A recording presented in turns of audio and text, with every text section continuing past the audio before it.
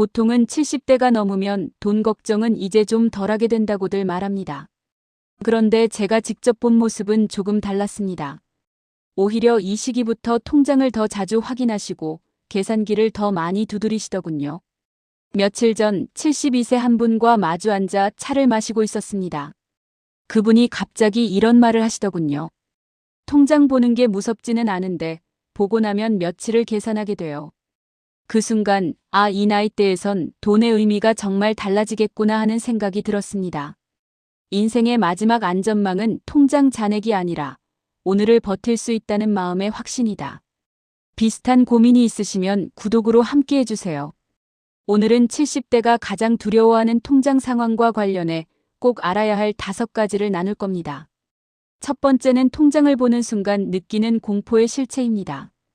두 번째는 자녀에게 손 벌리지 않으려는 마음이 만드는 불안이고요. 세 번째는 예상보다 긴 노후와 예상보다 적은 돈 사이의 균형입니다. 네 번째는 같은 금액인데도 누군가는 불안하고 누군가는 평온한 이유죠. 다섯 번째는 통장 불안을 줄이는 현실적인 방법입니다. 영상 끝까지 들으시면 돈이 아니라 마음을 지키는 방법이 보이실 겁니다. 등장인물은 가명이며 사례는 여러 상담과 관찰 경험을 바탕으로 재구성했습니다. 71세 김영숙 씨는 요즘 매일 아침 ATM 앞에 섭니다.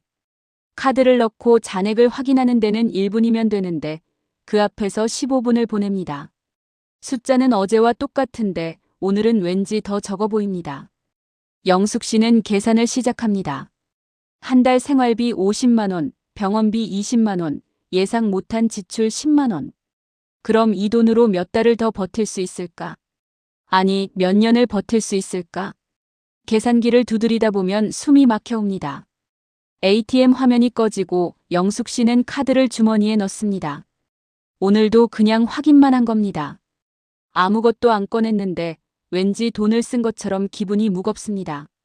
집으로 돌아오는 길에 마트 앞을 지나칩니다. 사고 싶은 것도 없고 필요한 것도 없습니다. 그냥 지나치는데 발걸음이 자꾸 느려집니다.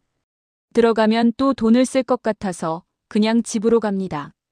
현관문을 열고 들어서는 순간 냉장고 소리가 들립니다. 냉장고 안에는 어제 먹다 남은 반찬 몇 개가 있습니다. 오늘도 이걸로 하루를 버텨야 합니다. 저녁 먹고 나서 영숙 씨는 통장을 다시 꺼냅니다. 아까 ATM에서 본 그 숫자를 또 확인합니다. 줄어든 건 없는데 왠지 불안합니다. 이 돈이 바닥나면 어떻게 하지? 자식들한테 손을 벌려야 하나? 그 생각만 하면 가슴이 답답해집니다. 영숙 씨는 수첩을 꺼내서 숫자를 적기 시작합니다. 오늘 쓴 돈, 어제 쓴 돈, 이번 달 쓴 돈. 한 줄 한 줄 적다 보면 손이 떨립니다. 이렇게 쓰다가는 1년도 못 가겠네. 아니야, 더 줄여야 해. 그런데 어디를 더 줄인단 말인가? 영숙 씨는 수첩을 덮고 한숨을 쉽니다. 창밖을 보니 해가 지고 있습니다. 하루가 또 끝나가는데 오늘도 이렇게 불안하게 보냈습니다. 영숙 씨는 텔레비전을 켭니다. 뉴스에서는 물가 이야기가 나옵니다. 채소값이 올랐다, 교통비가 올랐다, 전기료가 올랐다. 영숙 씨는 채널을 돌립니다. 듣고 싶지 않은 이야기입니다. 밤 10시가 되어 잠자리에 들지만 잠이 오지 않습니다. 머릿속에서 계산이 계속됩니다. 이 돈으로 5년, 아니 3년, 아니 2년. 결국 새벽 1시가 되어서야 잠이 듭니다. 제가 느낀 건요, 영숙 씨가 두려워하는 건 돈이 없어지는 게 아니었습니다. 돈이 없어진 후에 내 모습이 더 무서운 거였습니다. 여러 연구에서 은퇴 후 경제적 불안은 실제 소득 수준보다 심리적 안정감과 더 관련이 깊다고 보고합니다. 상담 현장에서도 통장 잔액보다 하루를 어떻게 보내느냐가 불안의 강도를 결정한다는 말을 자주 듣습니다. 왜 이런 일이 시니어에게 자주 일어나는가 하면요. 첫 번째 이유는 시간 계산입니다. 70대가 되면 돈을 볼 때 금액이 아니라 시간으로 환산하거든요. 이 돈으로 몇 달, 몇 년을 살 수 있을까? 이렇게요. 계산을 시작하는 순간 불안은 커집니다. 두 번째 이유는 돈의 의미가 바뀌기 때문입니다. 젊을 때 돈은 무언가를 사기 위한 수단이었습니다. 하지만 70대의 돈은 생존의 문제입니다. 이 돈이 떨어지면 나는 어떻게 되는가? 이게 핵심이거든요. 세 번째 이유는 통제감의 상실입니다. 더 이상 돈을 벌 수 없다는 생각, 이 돈이 전부라는 생각이 불안을 키웁니다. 수입은 끊겼는데 지출은 계속되니까요. 네 번째 이유는 비교입니다. 옆집은 자식들이 용돈을 준다는데 우리 집은 아니다. 친구는 연금이 많다는데 나는 적다. 비교하는 순간 내 통장은 더 작아 보입니다. 다섯 번째 이유는 예측 불가능성입니다. 언제 아플지, 언제 큰돈이 나갈지 모릅니다. 그 불확실성이 매일의 불안을 만듭니다. 여섯 번째 이유는 과거의 경험입니다. 젊을 때 힘들게 돈을 모았던 기억이 있습니다. 그 돈을 지켜야 한다는 압박감이 큽니다. 일곱 번째 이유는 미래의 불안입니다. 병이 나면 어떡하지? 집에 문제가 생기면 어떡하지? 이런 생각들이 끝없이 이어집니다. 이건 특정 질환을 말하는 게 아니라 많은 시니어 일상에서 반복되는 생활 패턴을 설명하는 이야기입니다. 그럼 어떻게 해야 할까요? 첫 번째, 통장을 하루에 한 번만 확인하세요. 아침에 한 번 보고 그 후론 보지 않는 겁니다. 자꾸 확인하면 불안만 커집니다. 두 번째, 고정 지출과 변동 지출을 나누세요. 매달 나가는 돈이 얼마인지 정확히 아는 것만으로도 불안이 줄어듭니다. 세 번째, 비상금 계좌를 따로 만드세요. 금액은 적어도 괜찮습니다. 이 돈은 절대 안 쓴다는 마음의 안전장치를 만드는 겁니다. 네 번째, 하루 생활비를 정해두세요. 하루 1만 원이든 2만 원이든 정해진 금액 안에서 쓰는 겁니다. 그럼 통장이 언제 바닥날지 예측할 수 있습니다. 다섯 번째, 작은 수입원을 하나 만드세요. 한 달에 10만 원이라도 들어오면 마음이 달라집니다. 재활용품 모으기, 동네 심부름, 뭐든 괜찮습니다. 여섯 번째, 무료 복지 혜택을 알아보세요. 동사무소에 가면 생각보다 많은 지원이 있습니다. 교통비, 문화비, 건강검진, 식사지원 등이요. 일곱 번째, 통장을 볼 때 감사한 것 하나를 같이 떠올리세요. 오늘 먹을 밥이 있다, 잠잘 집이 있다, 이런 것들요. 불안은 부족함에 집중할 때 커집니다. 여덟 번째, 지출 일기를 써보세요. 매일 뭘 샀는지, 왜 샀는지 간단히 적는 겁니다. 패턴이 보이면 줄일 곳도 보입니다. 아홉 번째, 친구들과 돈 이야기를 나눠보세요. 혼자 고민하면 더 커지는데 나누면 해결책이 보입니다. 열 번째, 하루에 한 가지씩만 걱정하세요. 모든 걱정을 한꺼번에 하면 압도됩니다. 오늘은 오늘 걱정만 하세요. 오늘 이야기는 병이 아니라 마음의 습관 이야기였습니다. 정리하면 통장을 보는 횟수가 줄어들면 불안도 따라 줄어듭니다. 74세 박철수 씨는 자식들에게 용돈을 받은 적이 없습니다. 아니, 정확히는 받지 않으려고 애를 씁니다. 명절 때 아들이 봉투를 건네도 손사래를 칩니다.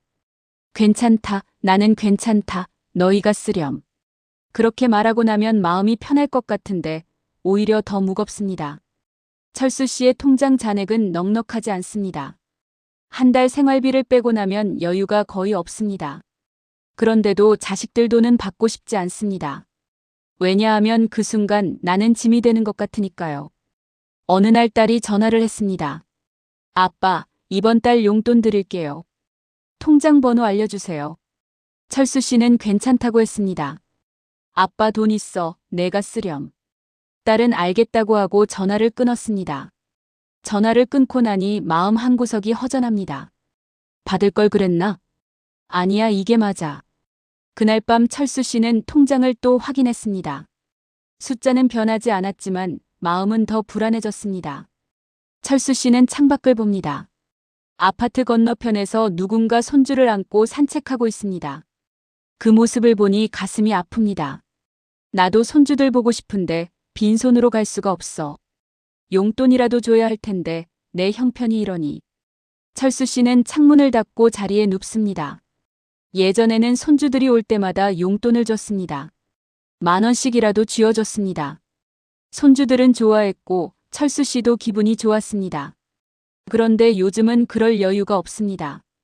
손주들 만나는 횟수도 줄었습니다. 빈손으로 가기가 미안해서입니다. 아들은 괜찮다고 하는데 철수 씨 마음이 편치 않습니다.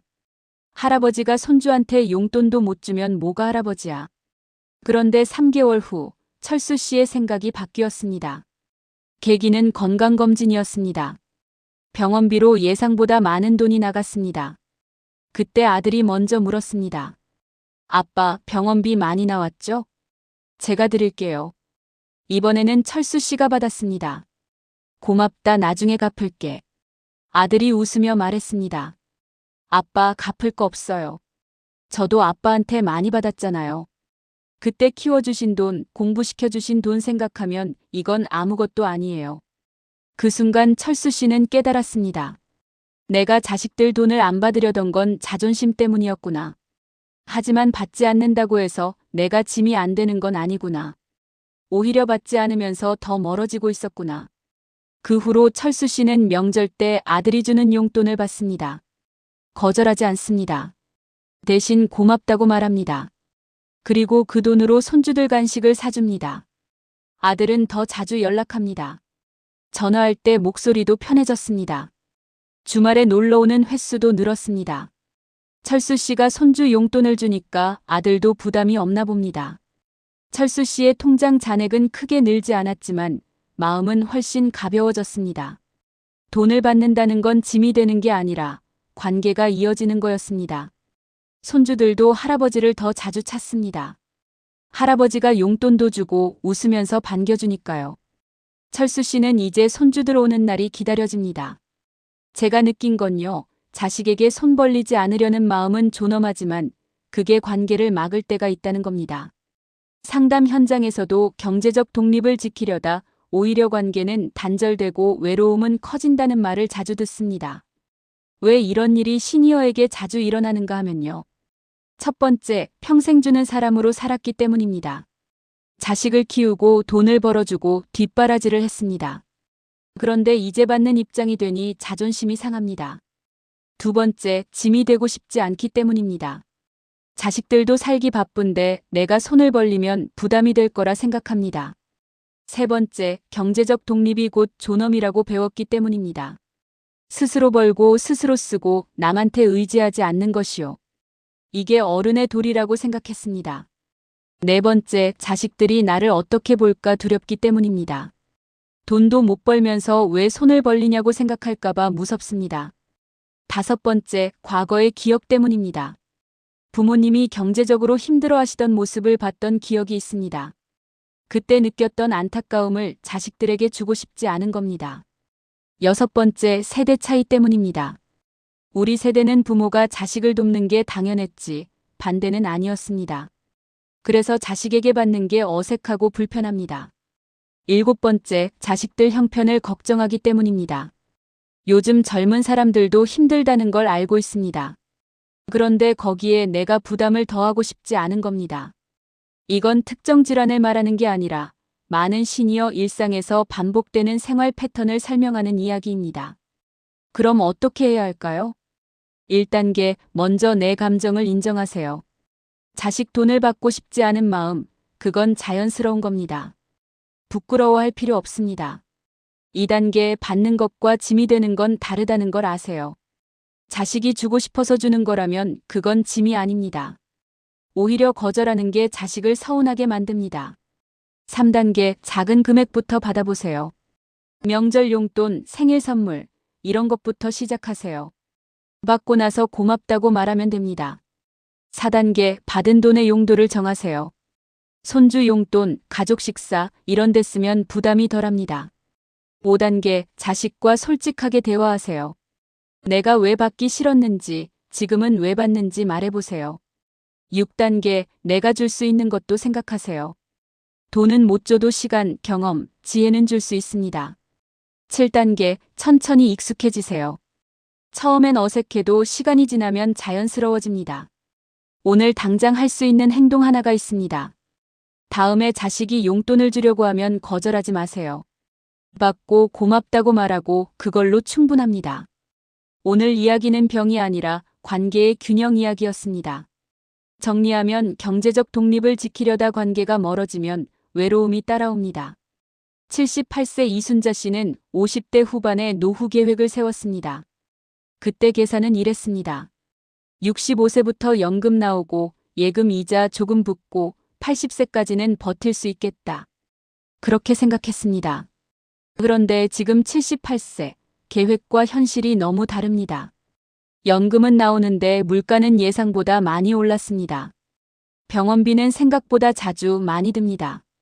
그리고 가장 큰 문제가 있습니다. 나는 아직 건강하다는 겁니다. 80세까지만 살 줄 알았는데 지금 보니 90세, 아니 100세까지도 살 수 있을 것 같습니다. 그럼 남은 돈으로 20년을 더 버텨야 합니다. 순자 씨는 요즘 옛날 사진을 자주 꺼내봅니다. 50대 때 찍은 사진이요. 그때는 60대가 노인인 줄 알았습니다. 70대는 거의 끝인 줄 알았습니다. 그런데 지금 78세가 되어 보니 끝이 아니었습니다. 아직도 하루하루가 이어집니다. 밥을 먹고 잠을 자고 아침에 일어나고 그 모든 게 돈이 듭니다. 순자 씨는 50대 때 자신에게 묻고 싶습니다. 왜 이렇게 오래 살 거라고 생각 못했어? 왜 80세면 끝날 거라고 생각했어? 하지만 그때로 돌아갈 수는 없습니다. 지금 할 수 있는 건 남은 돈을 아껴 쓰는 것뿐입니다. 순자 씨는 요즘 하루 생활비를 정해놓고 삽니다. 하루 1만 5천 원이요. 그 안에서 밥을 먹고 교통비를 쓰고 필요한 걸 삽니다. 처음엔 힘들었는데 지금은 익숙해졌습니다. 오히려 돈을 아끼는 재미가 생겼습니다. 마트에서 할인하는 것만 사고 버스 무료 시간에만 나가고 친구 만날 때도 공원에서 만납니다. 순자 씨는 공원 벤치에 앉아서 친구와 도시락을 먹습니다. 카페에 가면 커피 한 잔에 5천 원이 드는데 공원은 공짜입니다. 햇살 좋은 날 도시락 먹으며 수다 떠는 게 나쁘지 않습니다. 친구가 말합니다. 순자야, 우리 나이에 뭘 그렇게 아껴? 이제 편하게 살아. 순자 씨는 웃으며 답합니다. 아끼는 게 아니라 계획하는 거야. 이렇게 하면 마음이 편해져. 친구는 고개를 갸웃합니다. 그래도 커피 한 잔 정도는 마셔도 되잖아. 순자 씨는 말합니다. 커피값으로 일주일 채소를 사는 게 나아. 친구는 더 이상 말하지 않습니다. 각자 사는 방식이 다르니까요. 그렇게 하루하루를 아끼며 사는데 어느 날 딸이 전화를 했습니다. 엄마, 이번 달 용돈 드릴게요. 순자 씨는 괜찮다고 했다가 잠깐 생각하고 다시 말했습니다. 고맙다, 받을게. 그 돈으로 순자 씨는 오랜만에 과일을 샀습니다. 사과 한 봉지요. 혼자 먹기엔 많지만 하나씩 먹으면서 딸 생각을 했습니다. 사과를 씻으며 순자 씨는 생각합니다. 돈이 부족한 게 문제가 아니라 하루하루를 어떻게 채우느냐가 중요하구나. 순자 씨는 사과 하나를 깎아서 먹습니다. 달고 아삭합니다. 이 맛을 언제 마지막으로 느꼈더라. 한참 전이었던 것 같습니다. 순자 씨는 사과를 천천히 씹으며 생각합니다. 가끔은 이렇게 작은 사치도 필요하구나. 제가 느낀 건요, 예상보다 긴 노후는 두려운 게 아니라 준비되지 않은 마음이 문제라는 겁니다. 여러 연구에서 100세 시대를 말하지만 실제로 그 시간을 체감하며 사는 시니어는 많지 않다고 보고합니다. 상담 현장에서도 80세까지만 살 줄 알았는데 그 이후가 더 길다는 말을 자주 듣습니다. 왜 이런 일이 시니어에게 자주 일어나는가 하면요. 첫 번째, 평균 수명이 급격히 늘어났기 때문입니다. 예전에는 70세면 장수였습니다. 하지만 지금은 80세가 보통이고 90세도 흔합니다. 두 번째, 노후 계획을 세울 때 보수적으로 잡았기 때문입니다. 80세까지만 계획하면 안전할 거라 생각했습니다. 하지만 실제로는 그 이상을 살게 됩니다. 세 번째, 물가 상승률을 예측하지 못했기 때문입니다. 10년 전 1만 원으로 살 수 있던 것들이 지금은 2만 원이 듭니다. 네 번째, 건강 유지 비용이 생각보다 크기 때문입니다. 나이가 들수록 병원 가는 횟수가 늘어납니다. 약값, 검사비, 치료비가 계속 나갑니다.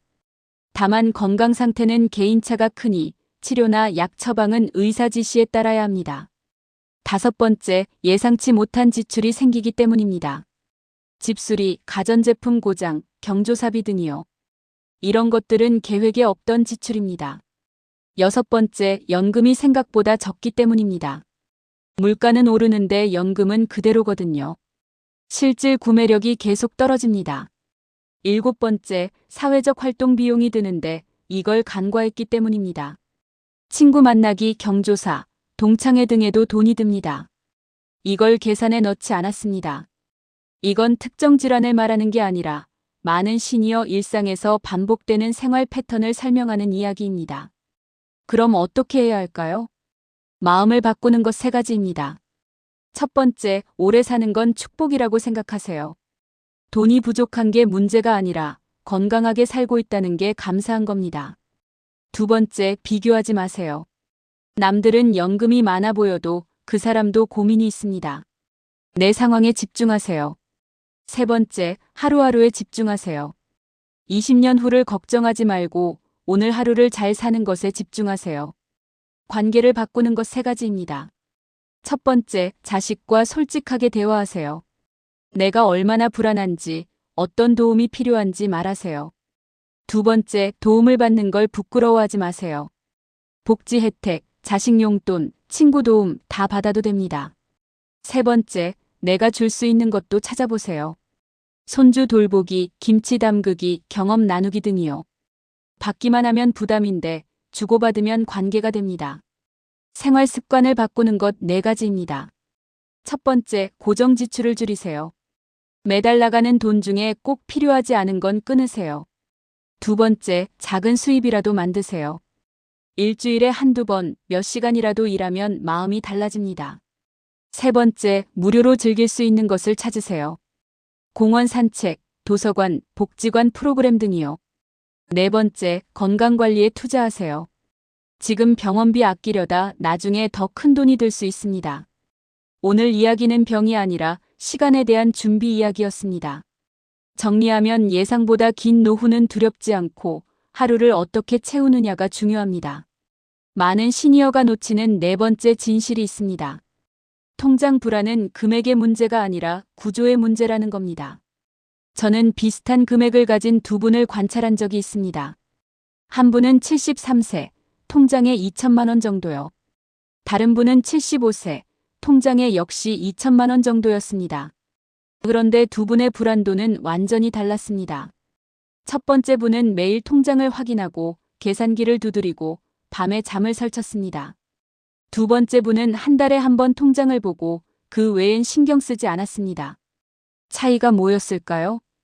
금액은 같았지만 구조가 달랐습니다. 첫 번째 분은 통장이 하나였습니다. 생활비도 비상금도 미래를 위한 돈도 전부 한 통장에 있었습니다. 그래서 그 돈을 볼 때마다 전부 다 쓸 수 있다는 생각에 불안했습니다. 두 번째 분은 통장을 세 개로 나눴습니다. 하나는 생활비 통장, 매달 여기서 돈을 씁니다. 하나는 비상금 통장, 절대 안 건드립니다. 하나는 여유 통장, 가끔 손주 용돈 줄 때 씁니다. 구조가 나뉘니까 마음도 나뉘었습니다. 생활비 통장만 보면 되니까 불안이 줄었습니다. 또 하나 차이가 있었습니다. 첫 번째 분은 지출 계획이 없었습니다. 그냥 필요할 때마다 썼습니다. 그러다 보니 돈이 얼마나 나가는지, 언제 바닥날지 몰랐습니다. 두 번째 분은 한 달 예산을 정해뒀습니다. 생활비 50만 원, 병원비 20만 원, 여유 10만 원이요. 이렇게 정해두니까 예측이 가능했습니다. 예측이 가능하니까 불안이 줄었습니다. 두 번째 분은 매달 초에 생활비 통장으로 50만 원을 옮깁니다. 이 돈으로 한 달을 사는 겁니다. 남으면 여유 통장으로 모자라면 참습니다. 이런 식으로 1년을 살아보니 패턴이 보였습니다. 어떤 달은 남고 어떤 달은 모자랐는데 평균을 내니 딱 맞았습니다. 그래서 다음 해에는 예산을 조금 조정했습니다. 생활비 45만 원, 병원비 25만 원, 여유 10만 원으로요. 더 정확해졌습니다. 두 번째 분은 수첩에 간단히 기록도 합니다. 오늘 뭘 샀는지 얼마를 썼는지요. 한 달 끝나면 되돌아봅니다. 어디에 돈을 많이 썼는지 줄일 곳은 없는지요. 이렇게 하니 돈에 대한 통제감이 생겼습니다. 내가 돈을 관리하고 있다는 느낌이요. 그게 불안을 줄였습니다. 제가 느낀 건요, 같은 돈도 어떻게 나누고 관리하느냐에 따라 마음이 완전히 달라진다는 겁니다. 상담 현장에서도 통장 구조를 바꾸는 것만으로 불안이 절반으로 줄었다는 말을 자주 듣습니다. 그럼 구체적으로 어떻게 해야 할까요? 첫 번째, 통장을 용도별로 나누세요. 생활비, 비상금, 여유자금으로요. 최소 2개, 가능하면 3개로 나누세요. 두 번째, 한 달 예산을 정하세요. 생활비, 병원비, 교통비, 여유자금 각각 얼마씩 쓸지 미리 정해두세요. 세 번째, 비상금은 절대 건드리지 마세요. 그 돈이 있다는 것만으로도 마음이 편해집니다. 네 번째, 수입과 지출을 간단하게라도 기록하세요. 수첩에 한 줄씩만 적어도 됩니다. 돈이 어디로 나가는지 보이면 불안이 줄어듭니다. 다섯 번째, 매달 초에 생활비를 옮기세요. 한 달치 생활비를 생활비 통장으로 옮기고 그 돈으로만 사세요. 여섯 번째, 3개월마다 점검하세요. 계획대로 됐는지, 조정할 곳은 없는지 확인하세요. 일곱 번째, 예상치 못한 지출에 대비하세요. 매달 조금씩 비상금을 모아두세요. 여덟 번째, 카드보다는 현금을 쓰세요. 현금으로 쓰면 돈 나가는 게 실감납니다. 아홉 번째, 큰 지출은 일주일 뒤에 하세요.